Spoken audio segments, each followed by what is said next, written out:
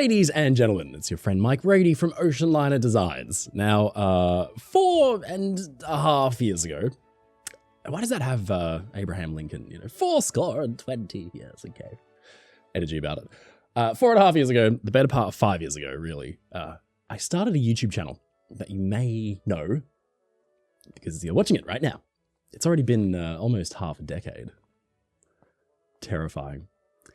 Time flies when you're having fun. And back then, I was doing illustration work, and I wanted to show everyone around my first big drawing, my first big passenger ocean liner that I'd drawn, which was the Lusitania. Lusitania was always a favorite ship of mine. It was a ship I was always really interested in. And it was something I was excited to show everyone around and kind of show off all the things that I'd learned when I was drawing it. And the thing is that back then, the drawings were what I was mainly doing, and the YouTube channel idea, it was really just for fun. I just thought it would be a little hobby, like a little side hustle. Look how that turned out. So today, I thought it would be really fun to actually go back and revisit my first video and watch it and live react. And the big difference is, now I don't have a drawing of the Lusitania to show you around. Instead, I've got this. This is the bow of the Lusitania, the front end of the ship. And this is the ship as she appears in our upcoming virtual experience, Lusitania 4 Ship Explorer. That's right, we have created a digital recreation of the vessel. Our team's been working really hard. A lot of people have worked on this model, and we're really excited to show it off. This is an early work in progress.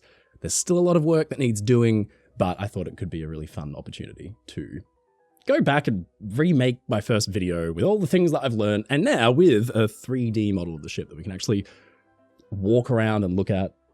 Oh, my dog's here. Hi, dog. That we can walk around and look at, and let's just go back in time to 2021. And,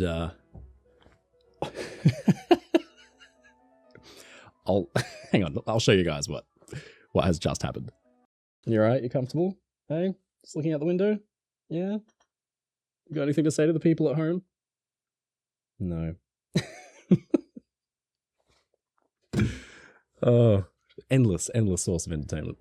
What was I saying? I don't even know. I thought we'd go back in time and revisit my first video and remake it. But this time, I'm actually going to walk you around on the Lusitania as if I was giving you a guided tour. So let's go back to where it all began and watch the very first Oceanliner Designs video. I'm getting ready to cringe. Hi, my name's Mike Brady. I'm the founder and illustrator from Liner Designs and Illustration. This is my first YouTube video, and it's really good to meet you all. Could I have said that with less enthusiasm? Hi, my name's Mike Brady, the founder and illustrator of Oceanliner Designs. I'm really excited to be here. It's really nice to meet you all. It's like someone's got a pistol pointed at my head off screen. I was really awkward in front of the camera, and I still feel like I am. I hate public speaking. I get very, very nervous, believe it or not. And I didn't really know what I was doing. Also, very poorly dressed. I'm sorry I showed up not wearing a tie. Horrible. Today I wanted to talk to you about the Lusitania. I recently finished illustrating it, and today I wanted to give you a guided tour around some of the interesting points of the ship and some things that I learned while I was drawing it. So, let's have a look around. The poop deck here is a little different to what some of us have come to expect from certain White Star Line ships that shan't be named, in the way that there's not really a well deck. Yeah, let's go and explore the poop deck real quick. We'll walk back. This is going to take us a while because this is a very big ship. We're getting there. We're getting there. Slowly but surely. Oop. This is the thing the drawings don't really show you, I guess. This is a big ship. This is a big, long ship, but it takes a very long time to get anywhere. We are still running back to the back of the ship. Ooh, there's a staircase. Let's take this down. Okay, we're almost there. Okay, here we go. Okay, we made it to the poop deck of the Lusitania. And as I was saying in the video, you can see that it's really just a continuation of this big, long promenade deck down here. And it's got a big tower built on top of it for second class, which is really cool. But yeah, there was no well deck. The well deck on ships like Titanic was a functional space. It was a working cargo loading space, really. It was mainly for handling of the cargo that would go into the aftermost cargo holds, where they'd keep passenger baggage, and there was a book storage room and refrigerated cargo. There was a lot of refrigerated cargo back there. Lusitania doesn't have a well deck. In fact, if we just go over here to the very, very back of the ship, we can actually go into free cam mode because Ship Explorer has got free cam mode. But you'll notice there's no big cargo hatches. So you do have a skylight here. So this was a cover down to the steering engine compartment, which is way down in the bottom of the ship. That's another difference between Lusitania and Titanic. There was a small hatch here down to the stores. But yeah, there's no cargo loading going on over here. There are some cranes positioned up here, but no hatches around. And so this is a bit of a clue as to kind of what this was all about. Back here, this entire section, we talk about this in a minute in the original video, if memory serves. This was really just a big tower dedicated to second class, basically. And so the cargo space underneath, on Titanic, the cargo at the stern of the ship there was a lot of refrigerated cargo, there was a lot of stores and baggage, and so they had hatches with electric cranes to kind of load that stuff directly into the bottom of the ship. Lusitania's refrigerated cargo and the actual provisions for the ship were actually stored forward towards the bow. The baggage went in down here, and so it seems that the plan was simply to kind of like load it up here directly onto the deck, and then for stewards to cart it down if it needed to go down to the baggage holes in the bottom of the ship, to use hoists, small lifts and things like that, or to take bags that were wanted for the voyage to passengers' rooms. But not a super efficient way of loading cargo. If I had designed this ship, I probably would have put a big hatch somewhere around here so that the cranes could lower this stuff straight into the the bottom of the ship and make it a lot easier for the crew to do their job and get this stuff where it needed to be. But by the looks of it, I mean, Lusitania had a pretty successful career up until she sank, so the system must have worked. These big ventilators and things like that, this is ventilation for way down in the bottom of the ship. I mean, these huge vents here, they went down to the turbo generator room, which was where the steam, the excess steam was being used to drive turbines to create electricity for the ship. But yeah, generally speaking, this area was, when she was at sea, it was used as a promenade for third class. But in port, really, this would have just been used for mooring the ship and actually tying it up alongside. And you can see these awning structures here, which are pretty cool. So, this was to give third class, I guess, a bit of a covered promenade. If it was sunny, if it was too hot, you can put canvas up here. Or if it was pouring with rain, you might be able to rig canvas as well. But it was just convenient to have those. A lot of ships had those. Looking at the poop deck here, you've got all the machinery that falls under probably the warping or mooring category of deck equipment. You've got steam capstans, you've got fair lead rollers and what have you. You've got a fairly large steam winch here. So I'm just throwing a lot of technical terms at the audience without explaining any of this. So why don't I go ahead and do that for you right now? Okay, what are we going to talk about first? Steam capstans and fair lead rollers. Let's talk about those. So when a ship is tied up alongside a dock or a port, you need to be able to, here's a nice rope for convenience sake, explanatory convenience. These big hemp ropes would be used to tie the ship alongside. They were called hawsers. And the hawsers, being so big and thick, they're difficult to move, and obviously it'll take a lot of effort for the crew. So, tying the ship up is one thing, and, you could basically run the cable. Pretend there's a dock where I'm looking out over the side of Lusitania there. Someone could feed us one end of a cable, and we could run it under the railing and tie it off over here on this big bollard. And then the ship's not moving. It's now tied up alongside the dock. But what about low tide? What about high tide? As the ship will sink lower, it's going to put more strain on the rope. It could snap the rope. It could rip that bollard out. It could damage the dock. So what if we want to move the ship away from the dock? There's a lot of thought has to go into how you moor a ship. So basically, let's start with feeding the line in through under the railing. You'd pass it under the railing there, or this entire section of railing could actually be taken off. You had portable pieces of railing for this exact reason, because if you have a line freely going up and down the deck, it's going to damage all this stuff. It's going to rip railings out, and it's a trip hazard. It's not good. So take the railing out of the way, the fairlead roller, it does what it sounds like, it rolls. So the line can actually wrap around this thing. It just kind of like acts as a way to deflect it away from the important stuff that could get damaged. So if you can imagine, just run that line past one of those fairlead rollers. And then what you're going to do is you're going to wrap it a few times around this. So this is your steam capstan. This is what I was talking about in the video. And the capstan's job is literally just to wind the cable up or wind it out. And you can control it using this pedestal, which functions basically as a brake. And the way this works is the engine for this capstan, for this piece of machinery, is on the deck below, and it's a little steam engine. And it with steam on the capstan, you can operate this pedestal, let steam out, and make it turn that way or make it turn the other way, depending on which way you needed it to go. And you would use that wheel to let it in or to let the steam out. And by doing this, you can actually start to, pick up some of the line and wrap it around the capstan.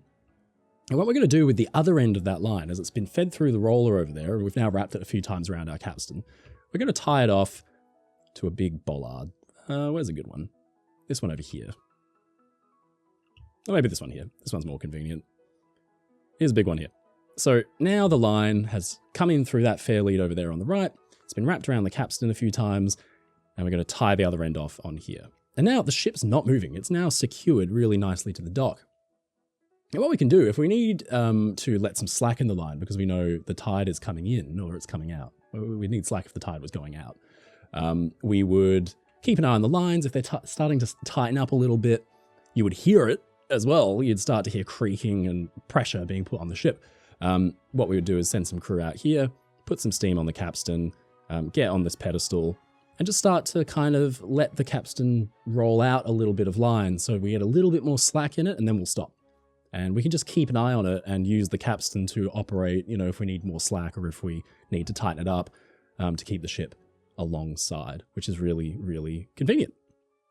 We've also got this massive kind of winch back here. This is a really, really big windlass. You can see that it's operated by a horizontal single cylinder, or twin cylinder, one on each side, steam engine. And this is designed to bring in big, heavy lines and bits of cable. What exactly this was used for in day-to-day, I kind of actually don't know. I've not really spent a lot of time looking into it, but it is a very impressive piece of kit, and the Queen Mary had one as well.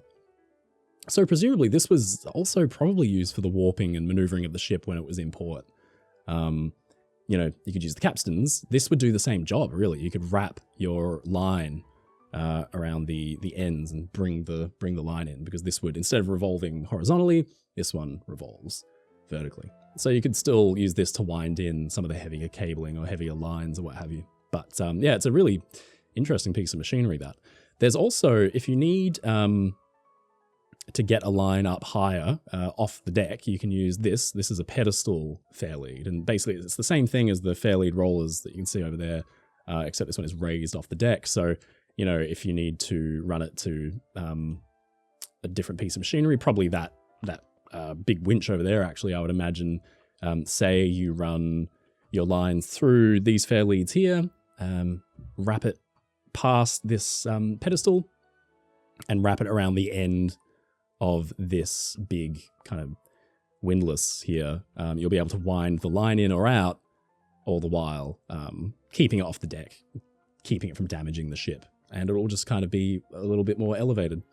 But you can see now, when you walk through here into the second, I guess it's third class promenade, you can see there are big capstans positioned all over the place. Steam capstans, the bollards, which is where you tie the line off, and then the little fairlead rollers all over the place. So there's a lot of different places on either side of the ship that the crew can tie off and warp the ship. That is to say, warp it by literally, maneuvering the lines or warping the lines to bring it closer to the dock or bring it further away or give slack. And if we go into free cam mode, we're going to fly all the way forward, and I'll show you the ones at the other end, at the pointy end of the ship. This is so cool that I could do this with a big 3D model now, instead of just looking around my illustration. Now you can see some others at the forward end. So you can see it's just the same stuff. You've got your big capstans here and here, bollards, and fair lead rollers. And so, yeah, you can, moor the ship at either end and keep it in place. And all the while you've got all the equipment to do it. You can use endless combinations of maybe you just want, 2 capstans up here are in action and 3 at the stern, or maybe all of the ones up here are in action or 2 at the stern. It gives the crew a lot of flexibility on what they can use. I did a very bad job of explaining that 4 years ago. I just started listing off equipment, what was around. What else can we see here that's of interest? Little skylights in the deck. They provide natural light into the spaces below. These are called prismatic skylights. So obviously they're very non-intrusive. They just kind of sit flush with the deck and you can't really trip over them, which is good. And all these little mushroom venty boys that provide air, fresh air down into spaces below, or they can extract air depending on what they're used for. They can pull air out and spit it out outside, stale air, that kind of thing. But crucially, they're elevated. And that means that if these decks are awash in a storm, there's not going to be water pouring in because there's, 2-3 feet of vent trunk underneath. These could also be lifted out if we were in a big storm and we were a little bit worried about losing our vents because they're very lightly built. We could actually take these off, put them away, and put like a little cover plate over the hole so that, okay, obviously it's going to get stuffy inside, but at the very least, we're not going to be admitting water into the ship. So that's basically it for everything on the poop deck of the Lusitania. But interestingly, this is very similar, if any of you have been to the Queen Mary in Long Beach. This is very similar to the Queen Mary's layout. Cunard had a formula and they stuck with it. You may notice we're dangling a little line over the back of the ship. You can see that. This is the captain's fishing line. So basically, the ship's captain would frequently try and pick up all manner of transatlantic fish, Greenland sharks. Did I have you for a minute there? That's not what this is. Although, if you want to go big fish hunting, big fish fishing, can you hunt fish? I guess not. If you want to go big fish fishing, this would be the way to do it. No, this is this is for the log, the ship's patent log.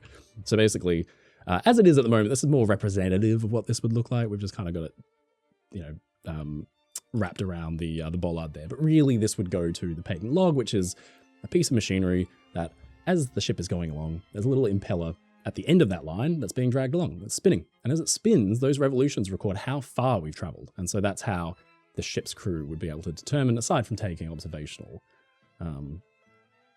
positions and things like that, how far we have come over the last few days. We've done 300 miles, 400 miles. Check the taffrail log and we'll know. Right. I think that's a better explanation of what's going on the poop deck. We love progress here on Oceanliner Designs. There you go. What else have we got? One point of interest is this little skylight here. That leads right down into the depths of the ship from where the steering gear compartment was. That would operate the rudder. That provides ventilation and air. It was really important because the way that the rudder was operated was through a miniature steam engine, really, a reciprocating steam engine, similar to those that might be found powering, not this ship because she was turbine driven, but other steamships like, I hate to say it, Titanic. I do talk about the Titanic a lot. I've always done that. Let's talk about that real quick. Steering position is down in the bottom of the ship under the waterline. So if you follow that that skylight right here, this brown one, if we trace a line straight down under the waterline, or about where the waterline is where the ship's backup emergency steering room is. So you've got the steering engines, as I described. They're basically a miniature ship's engine. They're like a small steam engine that can control the rudder. They turn the quadrant, the tiller that operates the rudder, and that's how you can steer the ship. That's the main ship's steering gear. But down there's also an emergency steering position that's essentially connected. It's geared straight into the steering engine. And so that's really important. The position is an interesting clue as to Lusitania's double purpose. And I've talked about this a little bit in the past. I don't know if I bring it up in this video, but Lusitania was designed at a time when they thought these ships might be going to war as auxiliary cruisers. The idea was, hey, what if we just chucked a bunch of 6-inch guns on this giant ocean liner? She'd be fast enough that she'd be able to engage merchant ships and have a gun battle with them and then steam off. It'll be great. So Lusitania was designed with protecting her from gunfire in mind. And on Titanic, which they did not design to protect from gunfire, because I think by that point they realized this was a bonkers idea and it was absolutely stupid for many reasons, the steering position on Titanic was really about, really in here, at the very back of the ship, way up high, because it didn't need to be in the bottom of the ship. They weren't expecting gun duels with their Oceanliner, but here, they've put the emergency steering position all the way down where it's least likely to be hit by gunfire. So Lusitania has been designed in a lot of ways to protect her from shellfire. And it also shows up in the plans. In the original plans, I told you that the cargo space down here was mainly dedicated to baggage and mail. The cargo holds dedicated to baggage, on the plans, it says baggage hold, or magazine. They genuinely were going to be carrying, 6-inch gun shells down here in the bottom of this passenger liner. Why do you think this is a stupid idea? Or why do I say it's a stupid idea? I hear you asking. An ocean liner like the Lusitania is very fast, there's no doubt. But she's a huge target, and she's not armored. So any shell, a single shell, a destroyer caliber hit is going to penetrate and detonate inside and cause a fire. And so, one hit on a ship that's 30, 40,000 tons. What about 50 hits? What about 100 hits? If Lusitania is ambushing a German merchant convoy, and that merchant convoy is armed, even 1 or 2 ships armed with a couple of 10.5 centimeter guns, Lusitania is going to be Swiss cheese. The other reason it's a really stupid idea is Lusitania consumed, you can see that smoke pouring out, tons of coal. To maintain that speed that she needed, she would be burning like 1,000 tons of coal per day. And so, in practice, this didn't happen. There was one Cunarder that ended up famously having a gun duel with a German ocean liner, which was the Carmania and the Cap Trafalgar. That's an epic story that we will tell that story eventually. But it demonstrated the point. 2 ocean liners engage in a gun duel. Although the Germans are sunk and destroyed, Carmania is horrifically damaged just from copping a smattering of shell hits from another ocean liner that isn't that well armed. So the idea was really bad. And ultimately, the way that Lusitania had been designed, with the subdivisioning underwater to protect her machine spaces from gunfire, kind of led to the violence of her sinking, because she wasn't flooding evenly, purely because of the layout of the bulkheads down below. So yeah, a bad idea on many fronts, but this was really cutting edge technology, and you can't really blame them too much for thinking that this might have been a good idea, I feel, because yeah, they were obviously really excited about this new spectacular piece of technology, and what if it could do this? And, you can understand the enthusiasm, but unfortunately, I think it was misplaced. Anyway, there you go. That's the long version of the steering gear story. Another thing that's fairly Lusitania-y, and I wanted to capture it in my drawings, is camber. Camber is the degree to which a ship sags, for want of a better term, in a sectional direction. So if you take a ship and you cut it up like a loaf of bread, you're going to see that a lot of these decks that are exposed to the elements aren't actually dead flat. They slant downwards by a fraction of a degree. And this is to help water from accumulating and drain it down into the scuppers and out of the side of the ship. And you see this a lot in things like the docking bridge here, where you can actually just see it sloping downwards. There's one photograph of the Baltic, this old White Star liner that looks like it was left in the sun a little bit too long and melted. So yeah, you can actually see it from this angle. You can see how the ship is sagging outwards. I think I've done a fine job of explaining that. You had scuppers, basically gutters, at the edges of the deck that would collect the water and drain it over the side of the ship. So you're constantly wanting to not have straight surfaces on ships to drain the water, but also it does provide some structural reinforcing, in essence. Having the ship curving upwards and sagging out of the sides. In the early days of wooden ship construction, it did provide a lot of strength to the structure. And they just carried it over really as a tradition, because bearing in mind back then they couldn't simulate, with computers how ships like this would function at sea. So they were just running by conventional knowledge. And slowly with time, camber got less and less of a thing. But, Lusitania was early enough that she does have this brilliant, if you get it dead center right there, you can really tell that she's sagging out at the sides. It does also create a fun challenge for our modelers because if I stand here, this is what I love about these ships. If you stand here, you can tell, first of all, everything's sloping out to the side. And second of all, you can't see the other end of the ship because it's curving upwards in the middle, which is the shear of the vessel. That provides stability in the water because basically you've got more floaty ship at either end and less floaty ship in the middle. So if if you're going through big waves, the ship's going to be nice and stable. That's kind of simplifying it, you know what I mean? So yeah, there were no straight edges and everything looked like it had been left in the sun too long and had slightly melted. That's exactly right. If we go, I'm just trying to see if there are other really cool places we can go and see that camber. You can see it here. I mean, the decks, you can see them sloping out towards the side of the ship, and when you're walking around a ship like this, you don't really notice. It's only when you really pay attention and you realize, hey, I'm actually standing at a slight angle. If I come into the promenade deck here in free cam mode, you can see the beams on the ceiling above are sloping out and to the side.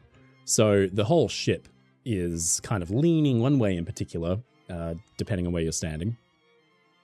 And it's for good reason. It is purely to make sure that the water drains and also that the ship is held together through rough seas and doesn't come apart.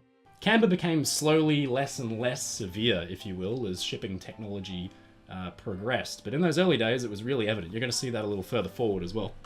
This is a really interesting little thing. This was called a night life buoy. This was fairly popular as a device on late 19th century pre-dreadnought warships, especially in the French Navy, but also in the British Navy. Yeah, let's talk about the nightlife buoy, or as Americans would say, buoy. The nightlife buoy, right here. We say buoy in Australia and Britain, and I guess that makes it funny because I think a lot of people commented when I first made this video, nightlife buoy. Going out clubbing. No, you can see it here. So yeah, this is another little piece of equipment that kind of speaks to Lusitania's Admiralty heritage, because yeah, these were very popular on warships. And yet here is one right here on a passenger ship. And we kind of have gone back and forth on what this might have been painted. It's hard to say on coloring with these things because first of all, the black and white photography, you cannot tell what color these were. Black shows up in different shades of gray. Red shows up as black, depending on the kind of film that was used. So, we would think, all right, it's something to be used for life saving at night, right? So it would be painted red, like for visibility. But red was a color that was traditionally reserved for fire emergencies, and in photographs, this looks really dark. And so the question is, was this a dark gray? Well, probably not, because visibility wise, it wouldn't be very good. It would probably make more sense to paint this white, but they didn't. So presumably it was like an orange or a reddish orange. And Ken Marshall has got his painted this sort of color. So we've gone with this, with like a kind of a dark red. But yeah, it's mounted up here on this rail for easy and quick deployment, which is very cool. And I think in the original video, I'm about to explain actually how this is meant to work. And part of it, I'm not entirely sure which part, but part of it was coated in a magnesium mixture so that when it landed on contact with water would light up. So in theory, if someone goes overboard at nighttime when previously they'd be in trouble, this device could be deployed, it'd light up on contact with the water, and someone could swim out to it and cling on, maybe be rescued by the ship. I don't think it really took. I don't know that it was ever used. In fact, it's kind of sad, but nowadays a few people every year actually disappear at sea on cruise ships. It's a problem that's never really been solved, but people do still disappear, so don't go overboard. It's not fun. Yeah, don't go overboard. The way I think I figured out that the actual bulbs either end, the baubles that you see, they were empty and hollow, they were used for the flotation. But I think the chemical reaction happened inside of them and they glowed while it was on the water, which I think is cool. Yeah, this particular style didn't catch on, but on later ocean liners and ocean liners of this period as well, they would have like this kind of life preserver, which you've seen, the life rings, which you've seen a million of.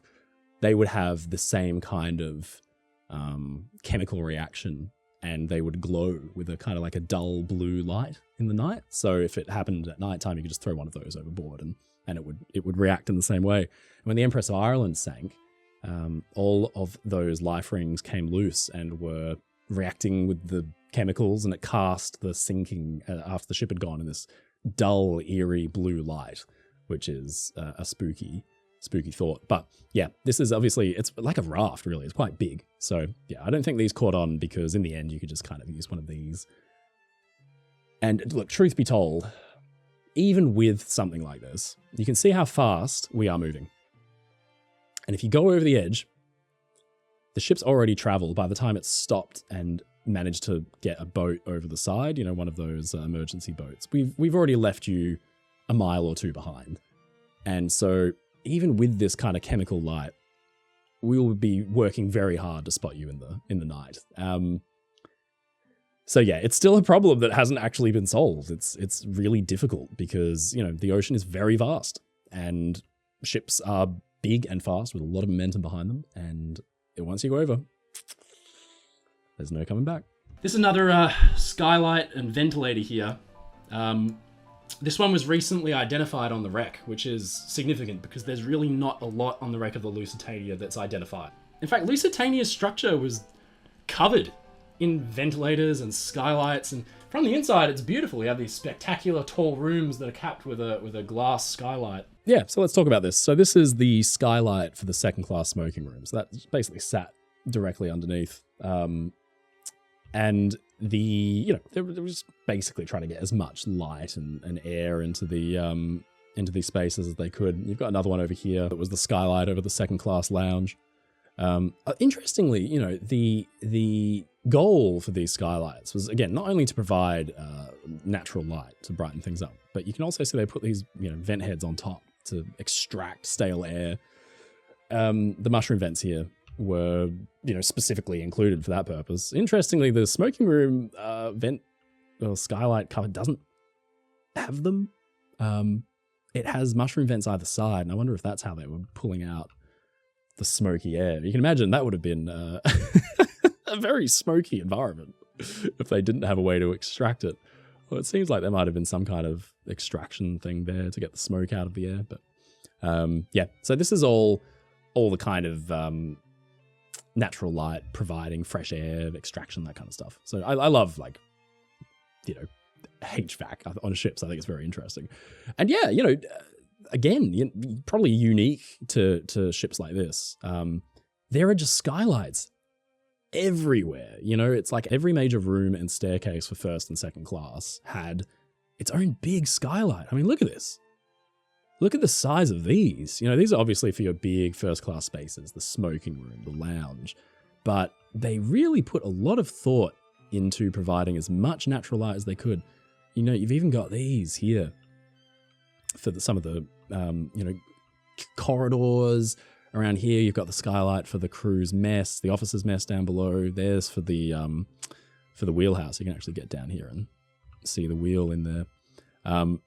And then all the prismatic skylights as well to provide that natural light. And here we can, if we go into the bridge, we can actually see the prismatic skylight in action. So if you're wondering what one of those prismatic skylights looked like earlier, there you go. So much more so than the Olympic class, Titanic and Olympic. You know, the builders, John Brown and co, were for Lusitania, were just covering these ships in skylights with the goal of, yeah, getting as much natural light in there as possible. And you can just see how many skylights there are.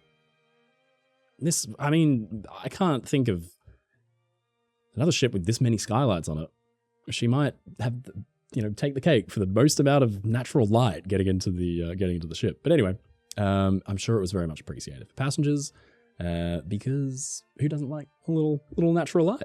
Lusitania existed in an era where promenading was one of the few things that you could do at sea. Of course, they didn't have any floating casinos or theaters or what have you. So walking around at sea on deck was a really important thing. And when you're in rough weather, you still want to be able to do it. So Cunard and a lot of other passenger lines at the time went to a lot of effort to make sure that in rough weather, whole sections of the deck that would otherwise be exposed to the elements could be screened off with canvas. You see a lot of this in ships like P&O's, Multan, similar ocean liners of the 1910s, 15s, and 20s that were sent to tropical climates where maybe the passengers from England and Europe weren't so used to being exposed to sun. My dad tells me this story. He came out to Australia in 1959 on the Strathnaver, which was this old 1930s P&O ship. And a couple of passengers were sunbathing, young men in their 30s, and died at sea because they weren't so used to the heat, and they died of sunstroke. And they had to be buried at sea, even in the 1950s, the late 1950s. Go figure. Way to bring the mood down on that one. That is true, yeah. Dad tells me that story, that two young European blokes were sunbathing and they weren't used to the heat of the Indian Ocean and the intensity of the sun, and they unfortunately expired. And my granddad would he actually went around with a collection tin for the widows who were on board, their wives. That's a tragic story. But yeah, you know, the elements are pretty severe. You have to be careful. And you know, we forget she was a transatlantic liner, but Lusitania would be docked in New York in the middle of summer, and it can get really hot and sticky. I'm sure you New Yorkers can relate to this right now because it's the middle of summer as I'm recording this, and it sounds like it's very hot. But yeah, you can see the everywhere they've snuck these kinds of awnings where they can rig canvas just to cover it up a little bit and give people some protection and shade from the sun. But on the topic of promenades, Lusitania is just covered in promenades. If we fly down along here, you'll see this deck just goes on and on and on and on and on and on until we get into third class, and it just wraps around and keeps on going. We'll come and talk about this little area a little later on. We come all the way down here, we fly around here, and guess what? That's just one of 3 full promenade decks. We've got the open boat deck. We've got the upper promenade up here for first class. Look at this. This goes all the way down here. Just a lot of space to walk around. And I'd have to say, I'm a big fan of a promenade. I'm a big fan. There's nothing nicer than sitting on an open deck or a nice long promenade deck with your deck chair, just looking out at the sea. Although, if you were to sit here on the Lusitania, you wouldn't really have much of a view, would you? At least you'd be sheltered, I suppose. But yeah, she was covered in promenades because there wasn't really much to do. They had deck games and things like that. But the main goal was to kind of just sit and read and relax and try not to get sunstroke. I like the way that Cunard, or I guess John Brown, went about warning people about the propellers. They didn't just go for slapping a board on the side. You've actually got almost this three-dimensional effect because one's slightly raised forward and one's slightly raised aft, which I think is a nice touch. Curiously though, they only align with the forwardmost set of propellers, not the aftmost set. So you might be excused for thinking this was a twin screw ship. And you wouldn't want to end up here as a tugboat captain. My father was looking for the Holy Grail. Did you kill him too? We love a side gag. Yeah. So if we have a look, we can see that this set of boards does in fact align only with these propellers here. I don't know why the water's glitching out. But if we come back here, there is, this is good for visibility, I guess. There is another set right here. I told you this is a work in progress. So if you see any visual glitches, don't worry, we're gonna get to those. Yeah. Look, I mean, would a tugboat captain want to get this close, like right here, to an ocean liner with that looming over him? Probably not anyway. And, there wouldn't have been a tugboat in New York that didn't know this was the Lusitania and this was the business end, and you want to stay away from this. But, it still happened. I think Olympic had a incident in New York where she sucked a tug in under her stern with her props, and ostensibly, this isn't really posted here as a warning to tugboat captains. I mean, they know their business. They know this is the dangerous end, so stay away. It's more probably like an insurance thing, like a liability thing. Hey, we had a sign that said keep clear of propellers. This is on you, that kind of thing. Titanic and Olympic had those red signs, or black signs, depending on what you think, saying this vessel has triple screws, keep clear of blades. It's probably more likely reserved for small craft, people in pleasure boats, maybe getting up a little bit too close to have a look and then getting surprised when the propellers turn on and they end up like Indiana Jones just now. Yeah, so it's what they were there for. maybe it was a legitimate warning. It seems more like a liability thing to me, but it's surprising they didn't have a second set for the other props when ships like the United States ended up having, if those propellers are, how far away is that? 50 feet, 40, 50 feet back, they'll have a second keep clear of propeller blade side, just in case. Down here, we've got 2 sets of inlets, if you will, and outlets. So in this case, you've got 2 massive openings that lead straight into the pump room. So this was for drawing in huge amounts of seawater. And then you've also got the condenser discharge outlets from here. So the turbines are obviously taking a lot of steam, condensing that, taking the energy out of it, and what you're left with is, of course, a lot of fresh water. And there's only one way to get rid of it. Some of it gets recirculated into the ship. The rest of it goes out the side. That is completely incorrect. Completely incorrect. You ever watch yourself back? Do you ever have a multi-100,000 subscriber YouTube channel and you go back and watch your early videos and cringe?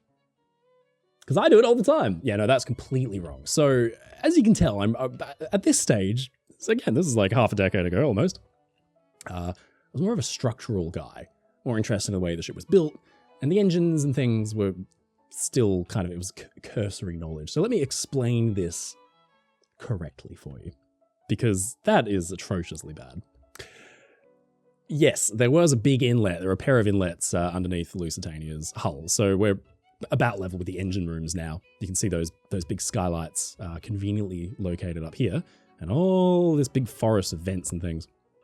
That lines up with the engine room. And basically, the engines are being fed steam from the boilers, and they are, it's a closed loop system. The boilers need water, but the water needs to be essentially like distilled water. It needs to be completely free of chemicals or fragments or anything that's got in there, grease, all that kind of stuff. Because as the water goes around the system, it can slowly build up scale. And that means the ship's not going to be burning, or rather creating steam as efficiently. You'll lose pressure. It's not good. And it dirties the lines up. And so you need a closed loop system that you can keep topped up with good distilled fresh water. You cannot use salt water because it'll get clogged with salt as you're boiling the steam off in the water off in the boilers to create steam. So if the water goes through the boilers, becomes steam, it comes back, the steam comes all the way back to the engine room, it goes through the turbines, and then it gets exhausted, and it doesn't have its heat or its pressure anymore, and it's starting to condense and turn into droplets of water. So what we need to do now is put it through the condensers to turn it back into water, to send it on its journey back to the boilers and complete that closed loop. The way that we finish the job of turning it back into water is running it through the condensers, which are essentially these big kind of teardrop-shaped big pieces of machinery that can handle a lot of steam. Run the steam through tubes. The tubes are in contact with seawater, that is cold seawater being pumped, circulated through the condenser, and as it comes into contact with the cool pipes, the cool tubes in the condenser, the steam is turning back into water. It's being condensed. And it goes back around through a series of pumps and filters, and it goes back into the boilers that way.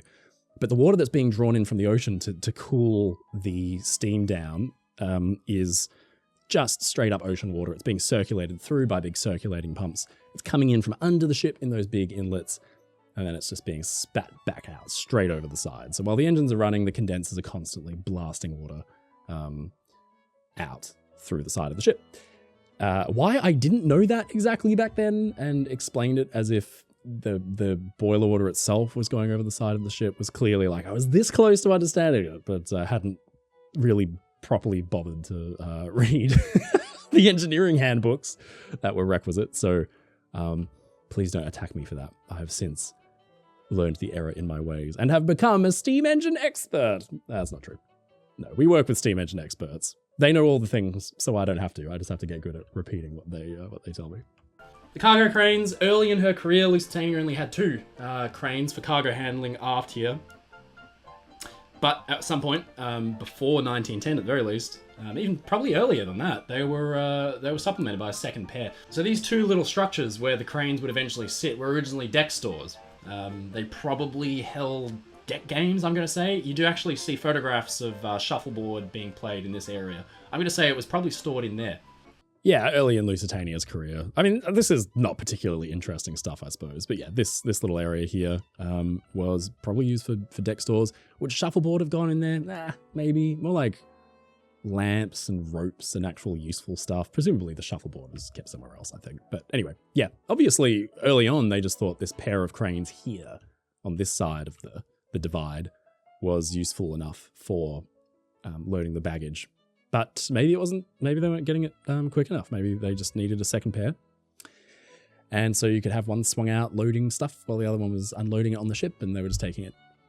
Hit my mic. They were just doing it in turns like that. And you could just speed up the loading process. So yeah, the kind of stuff you learn as you operate an ocean liner in service, as opposed to having it on the drawing board.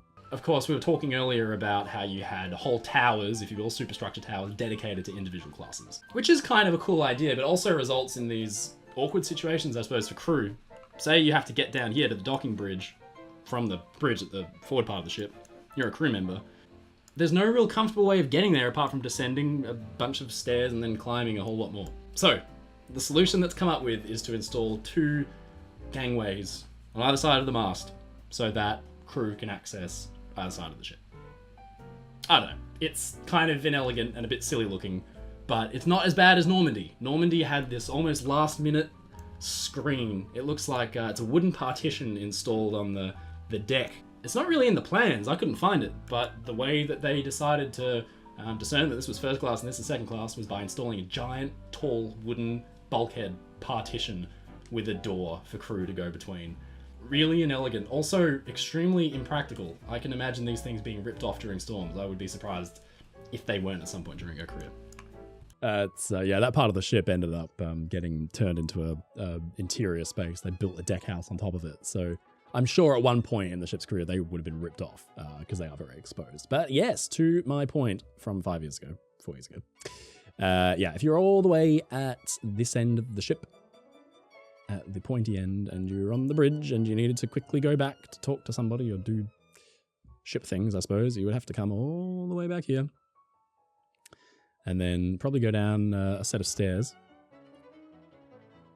And then go all the way down there and then climb back up.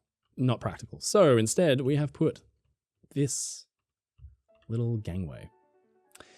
Which, as I said, yeah, it's a little, I think the reason I say it's impractical and silly looking is the 2 decks are at different heights.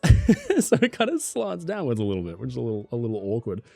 The other thing that's really awkward about this setup, if I quickly run up here, just to demonstrate some of the quirks of the ships from this era, we'll come up here where that gangway is. Okay, we're in first class, and we're sitting here in the beautiful veranda cafe. Sitting staring at us in their deck chairs are people in second class taking a very deep interest in what the rich people in first class are doing. I know, obviously, what are you going to do? Have privacy screens? There's little you can do to make this problem go away, I suppose. But at least on Olympic and Titanic and future ships, the stern section was tiered so that, there was an element of theatre to it. Second class and third class would be looking up at first class, and first class would be looking down. Here we're just eye level. I'm paying for a second class ticket, and I'm just staring at people in first class, and they enjoy their caviar.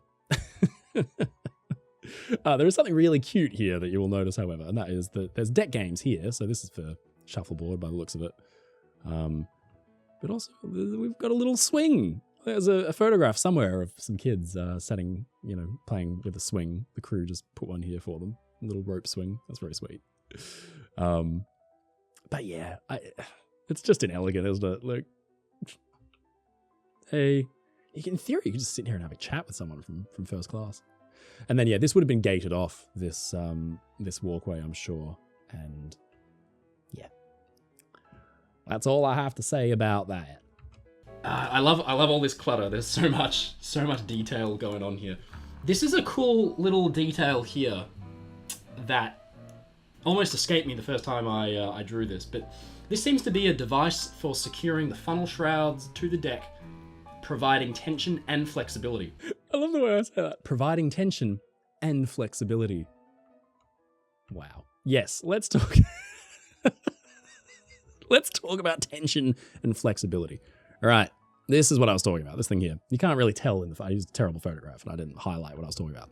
These things, look at this. That's a cool little pulley system.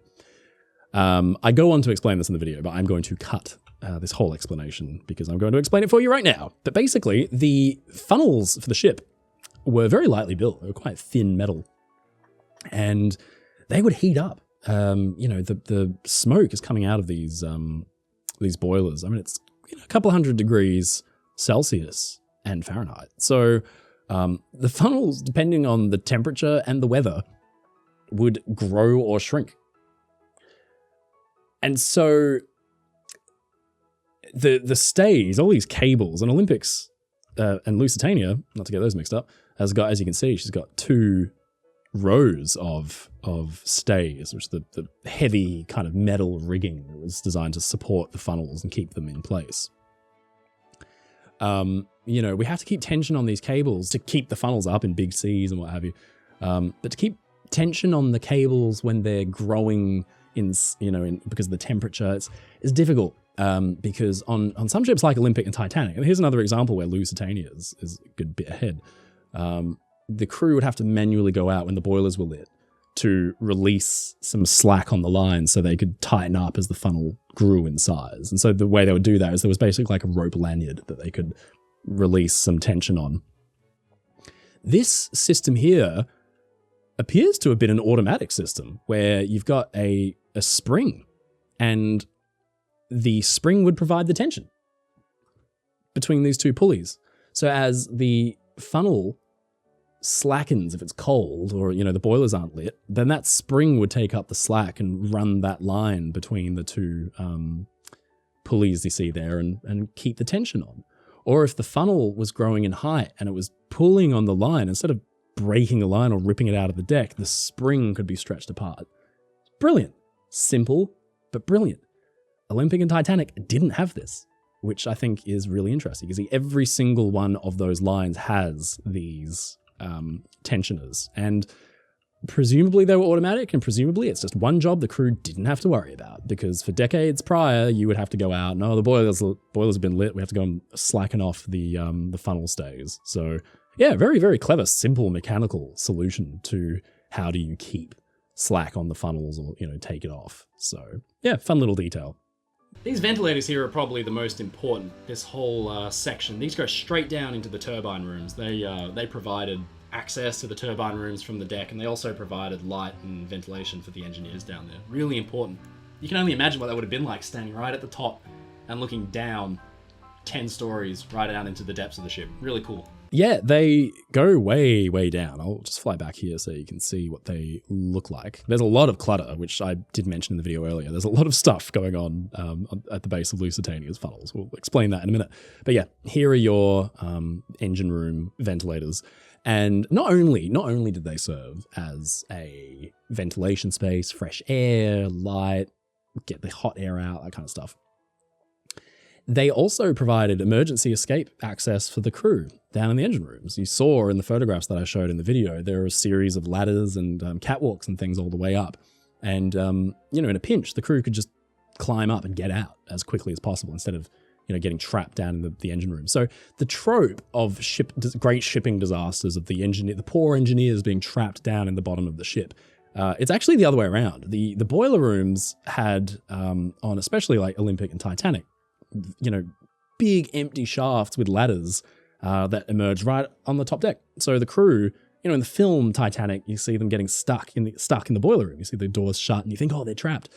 But no, they were, you know, they could just climb straight up and out. Same with the engine room crew. They could come out very easily by just climbing up the gantries and ladders. And yeah, it'd take a little bit of physical effort, but you'd get out.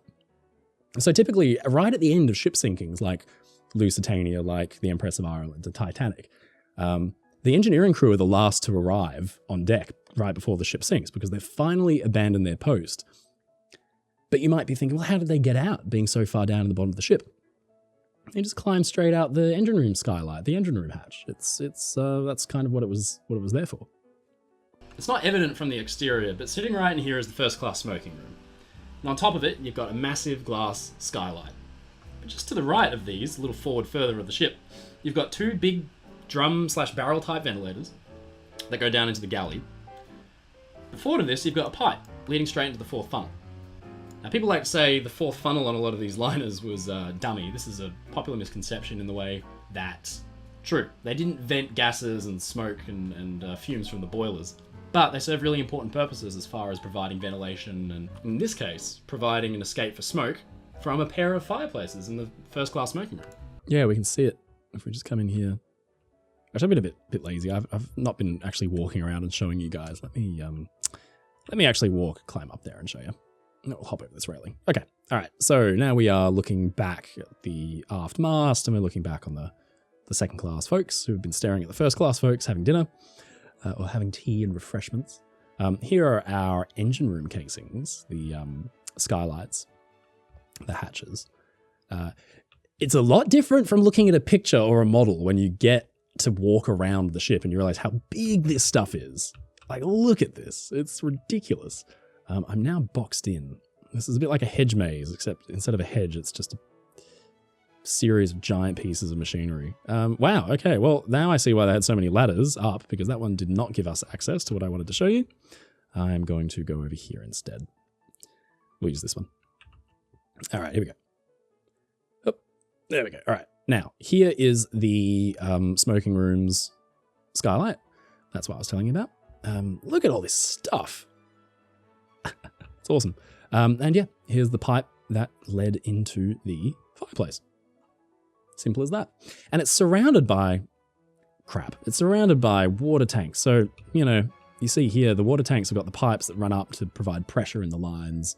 You've got salt water tanks, hot water tanks, fresh water tanks, all that kind of stuff. And they have to be high up on the ship so that they can essentially create a gravity feed and some kind of vacuum to provide pressure on the lines throughout the ship for the taps, all the different taps, showers, hand wash taps, that kind of stuff.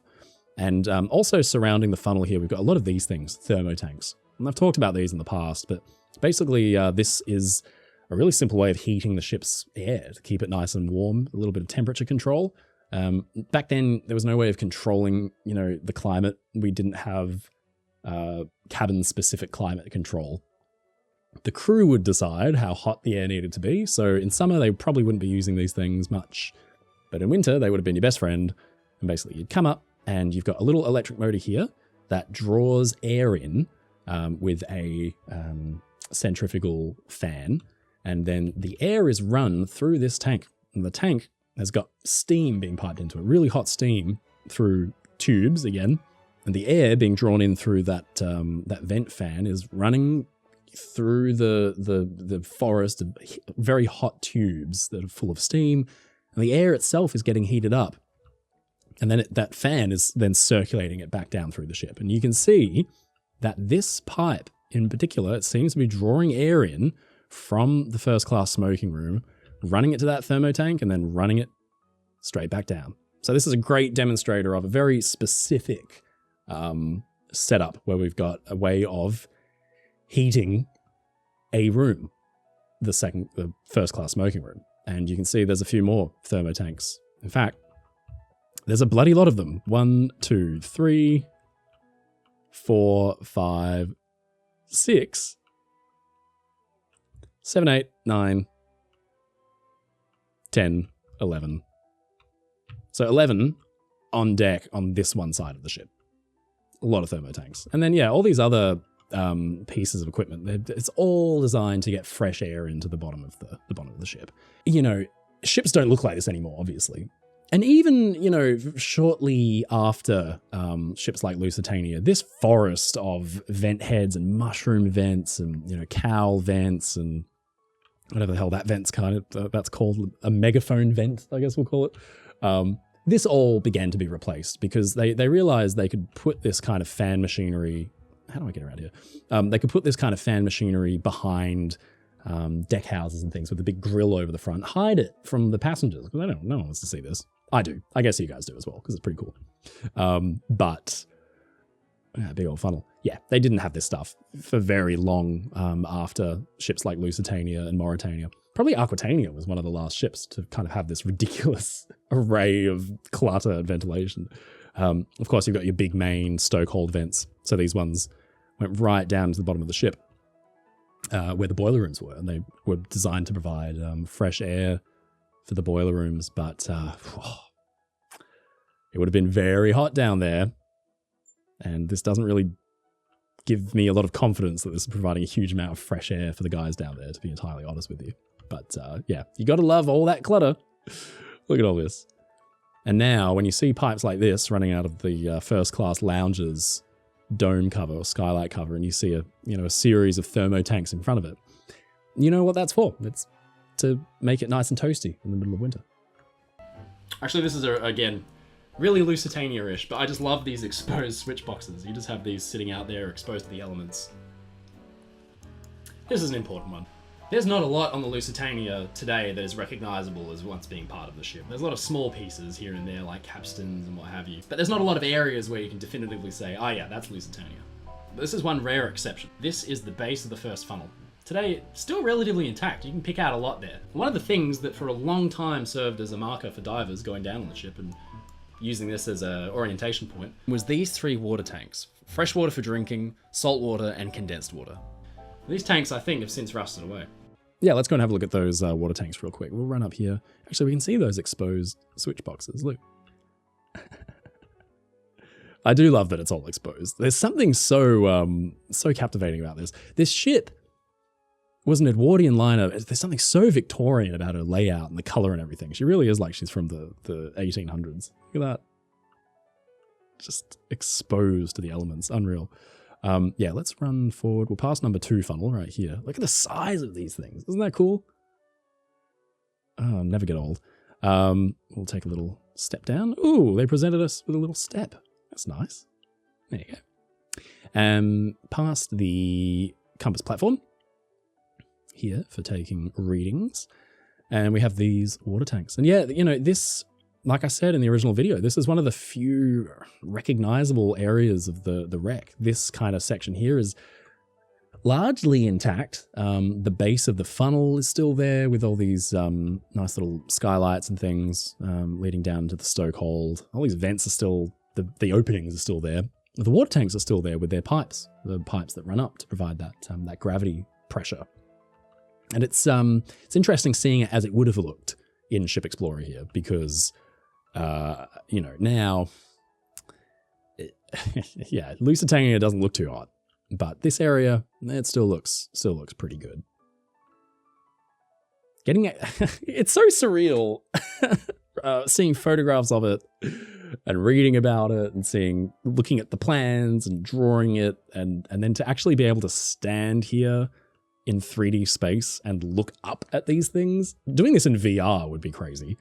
But yeah, being able to look at the scale of this stuff as it exists as a place that you can go and walk is really, really cool. That's amazing. Anyway, yeah, there you go. Those are the 3 tanks. This is one of those details that remind me that Lusitania was really an early 4-stacker. But the way that the bridge is connected to the whistles on the forward funnel, it's just a pulley system. That's all it is. From what I can see, you had 2 rollers installed on the funnel sides, on either side. The way that you would engage the foghorns and the whistles is by pulling on that cable. It's rudimentary, but it works. Yeah, I don't think we've actually put those in our model yet. Let's go and have a look. I might make a note. This is a work in progress, like I said. Yeah, we haven't put those in yet. The little whistle pulleys, but we'll chuck those in. Yeah, tri-bell whistles, very popular for the age. It basically meant her voice had 3 tones to it. Each ship sounded different, and they changed with time as well, because the whistles were exposed to the elements and they'd get their own character. Some of the recordings of these, they're not great, unfortunately. So yeah, getting to actually hear what the tri-bell whistle on an ocean liner like this might have sounded like is very exciting, but a very rare opportunity. And I've mentioned it before, but we have been afforded that opportunity recently from a team who've built a replica of Titanic's whistles, which use this similar kind of system, and put them on a steam tractor. It's one hell of a steam tractor, so it can create a lot of steam pressure. And we can hear what this might have sounded like thanks to that. We talked earlier about the camber of the ship. This is another place where it's really evident. You can see the bridge wing cab sloping down there. It might have been a little bit sadomasochistic of Cunard, but they installed the bridge wing cabs there as open. It wasn't too long ago that the entire bridge of an ocean liner, especially Cunarders, was completely open. They had no enclosure whatsoever. That must have been a pretty tough time. Yeah, let's talk about that. It's a beautiful day right now in Ship Explorer land, but if I change the weather, as you can do in Ship Explorer, to a thunderstorm and make it the middle of the night, suddenly it's not so cozy up here. And you see all those prismatic skylights down there, nice and toasty inside, but it's not so nice out here. So, you know, you'll want to pull the lamp out. You'll want to go and get down onto the bridge and get out of the way of this horrendous storm that we suddenly find ourselves in. If we stand in the bridge, I know it's very dark. That was on purpose to provide our night vision. All the lights on the ship's bridge would be out at night, but it's nice and calm, nice and toasty in here. That's good. Standing back out on the bridge wing, though,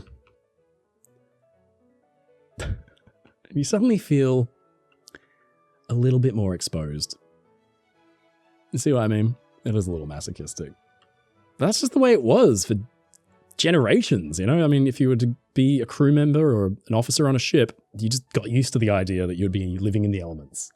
Yeah, not for me. I'm going to make it nice again. There we go. But yeah, if we come out for free cam mode again, you can see they are definitely sloping down at the sides.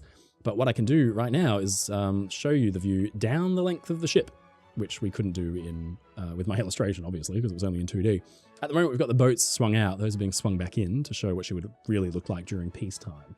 But you can see that were you one of the ship's officers maneuvering the ship alongside the dock, you get a pretty good view down the length of the ship. It's not brilliant. You can imagine if the bridge wing actually, I mean, to get a proper view down the length of the ship, you'd need to be out here. But that's a long way out from the side of the ship. It would look ridiculous. It wouldn't work. They'd break off in a storm, you know. So that's the best we can do. But, you know, from here, you would actually be able to communicate with the guys down there on the docking bridge. I don't know if you can just see it down there. I will show you the docking bridge. It's down here, right at the other end of the ship, hundreds of feet away, 700 feet away, back here. And we can communicate with our friends up there on the bridge by using signal flags on these poles. And so if we're clear, so if we stand here, you can actually see my captain character still standing there on the wing bridge, or the bridge wing. If we fly the signal here that says we're all clear, we have a very good view of the stern back here. There are no tugboats. We're ready to go. Well, from back here, we'll see that signal flag because you can see the pole that it's attached to, giving us the okay. We're nice and clear. We're ready to move.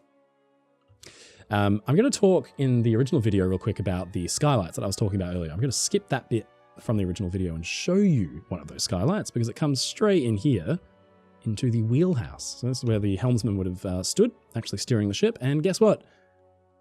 He's got some natural light. How good is that? That's luxury. That's brilliant. So that's what those skylights look like on the other side. It is quite literally just a skylight. There's nothing fancy about it. And if we come out here, you will see that skylight is right there. And then there was one back here for the crew's, the officer's mess room, or the officer's smoking room, I guess. But yeah, anything to get a little light inside the ship. But here we are on the bridge of Lusitania. How cool is that? She's a beauty. Let me stand here and look out over the bow. Stunning. What a huge step forward this was in ship design and construction for when she was introduced. Really amazing. There was a great, what book was it? Was it The Only Way to Cross, where they talk about Lusitania when she was finished? She was so, I mean, look how modern this looks and how futuristic this must have looked in the early 1900s. When she first showed up in New York, she was met by hundreds of horse-drawn cabs. You know, not motor cars. The photographs show hundreds of horse-drawn cabs. I mean, it's just amazing. She just existed at this really fascinating point in time. Lastly, her name, picked out in polished metal. I think it was bronze. And these were riveted or bolted straight onto the side of the ship. yeah, let's have a quick look at the nameplate, because we can do that in free cam mode. We'll just fly out here. There you go. Lusitania in polished bronze, as advertised. And then, of course, her nameplate was also at the stern. If we fly back here. How cool is this? Look at all those rivets. Ah, never gets old. Come back here. Lusitania. Liverpool. You know, Liverpool was the town she was registered to. It was also the town she operated from the most. Oh, really? Aside from New York, obviously. One thing that I really didn't get to show you on my drawing, because again, it is a 2D drawing. Now we've got a 3D model in Ship Explorer I can show you, is you can actually see how the hull of the ship kinks outwards as it gets towards the waterline. It's called the ship's tumble home. It provides some stability and protection against rolling. It's a very nice, subtle detail. Look at those rivets. Beautiful. Let's see how I finish my first YouTube video. How did I do? What do I end on? She was a beautiful ship. You know, the Cunarders, especially the Lusitania and the Mauritania, look like they were built for speed. You have to love them. You can see why they were called Greyhounds of the Atlantic. Well, that's it from me. I hope you enjoyed my first YouTube video. Please like, subscribe, and comment. I'd love to hear your feedback. I'll probably do another one of these videos for another ship, maybe the Olympic or something. I don't know. What would you like to see next? You can see my entire catalog at linerdesigns.com. I'll provide the link. Until the next video, stay safe, stay happy, and thank you for joining me. There you go. That's how I ended it. I still agree with myself. I agree with myself a lot. Funny that these ships look like they were built for speed. I mean, look how sharp and narrow that bow is. It was just designed for cutting through the ocean. It's awesome. Yeah, Lusitania, she's long been one of my favorite liners. I mean, it's so captivating. Ken Marshall's paintings, actually, from when I was a kid and reading books. Robert Ballard wrote a fantastic book about forgotten liners and wrecks and things, and some of Ken's paintings were in that. Absolutely spectacular. And, you know, it's a captivating story, and I think in my advanced age, in my older years, I'm much more interested in the career rather than the sinking. But being able to walk around it in Ship Explorer is extremely exciting. We can't wait to get this released so you can all walk around it at your own pace and look at some stuff. I was just going to end by saying, in my original video, I seemed to lighten up towards the end, but God, I was formal and awkward. I didn't realize that the stay safe, stay happy sign-off thing predated me introducing myself as your friend Mike Brady. I thought it was the other way around, funnily enough, but just for context, the stay safe and stay happy thing might sound a little bit ominous to say out of nowhere, stay safe and stay happy, but at the time it was COVID and everyone was a bit miserable, as though the idea was, all right, you guys stay safe and stay happy, and I'll see you again next time. And I guess that stuck. Well, I guess the one place we haven't been to yet is down on the forecastle at the very forward end of the ship, but maybe I can make another video of that when Lusitania is finally released. She's coming very soon. I thought this would be a very fun opportunity to kind of remake my first video, which I hated seeing, I have to say. I don't enjoy watching myself back at the best of times, but seeing that, oy, yeah. Practice makes perfect, I guess, when it comes to presentation. But yeah, well done to all the guys who've worked on this. A lot of people have worked on this model, have worked on Ship Explorer and the experience. Ship Explorer is out right now on Steam. You can go and download it and explore the Morro Castle, the United States, the battleship Bismarck, and the turret warship HMS Captain. Lusitania is the next ship that is coming to Ship Explorer. It'll be here very soon.